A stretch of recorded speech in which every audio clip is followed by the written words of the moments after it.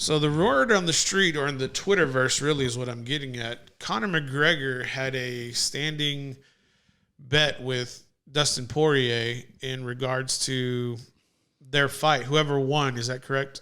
Whoever won or lost would have to make a charitable contribution. So what are the details there, James? Yeah, they made I think it was 500,000 or 500,000 donation to each other's charity. Like a charity of their choice, right? Yeah. Their preferred charity? Yeah. Well, Poirier has like a charity he has like a foundation in his hometown. Prior to UFC 257, McGregor said he would donate 500,000 to Poirier's charity, and that it would go toward toward building a gym for disadvantaged youth in Poirier's hometown of Lafayette, Louisiana.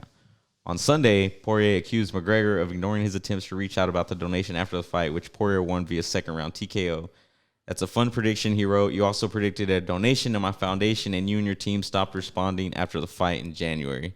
See you soon. Of course, that didn't sit well with McGregor, you know. Of course not. What he responded, a donation, not a debt. We've been awaiting the plans for the money that never came. I do this with all my donations, know where it's going, dot for dot. Otherwise, it goes walking. As is the case with a lot of these foundations, sadly, you took the McG over the belt, shows I was right.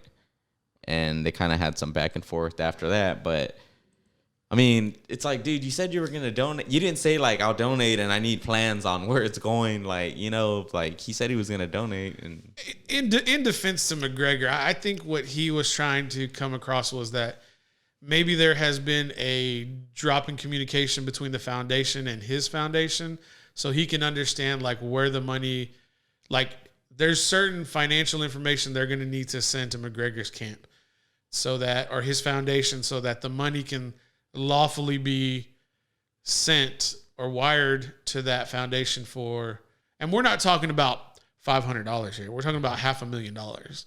So I'm pretty sure the details, the lawyers, the managers, there's going to be checks and balances for that type of donation. And the other thing too is maybe the way the money is going to be structured to the camp for Poirier needs to be structured in a manner that maybe benefits McGregor in future years so that he can take advantage of those tax breaks. Just a little financial maybe background into what his camp may be looking at. That's why he probably is real general with those details. But again, I don't, to me, McGregor doesn't strike me as a guy who's going to welch on a bet something similar to that. But at the other hand, this also does give some free PR for their upcoming fight in July. Is that right? yes, July 10th is what it was. 264. Is that right? Yeah. He also had some choice words for him. You talking about McGregor? Yeah. He always has choice words for everybody. Right here. What is he? What do you read that? You're ripped, you inbred hillbilly. Why do you wink with your ears, you effing brain dead hillbilly? 500K with no plan in place. Yeah, hang tight, fool. You must be new to money. The fight is off, by the way. I'm going to fight someone else on the 10th.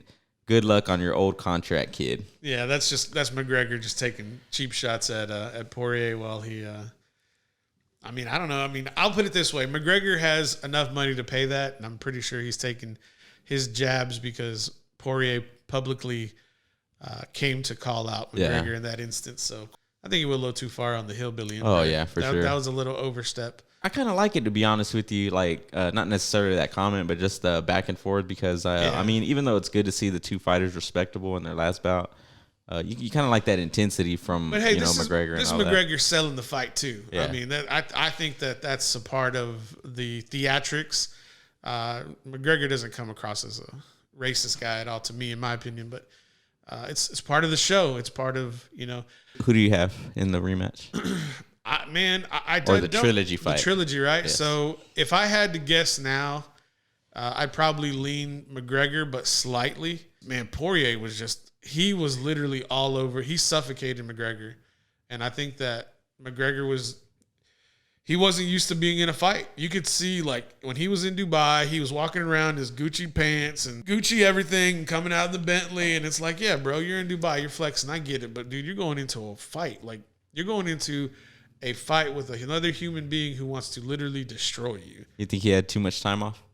That's what it looked like to me. I think that flight to Dubai is I just think it's too much. I think the same thing happened to Masvidal when he fought Usman.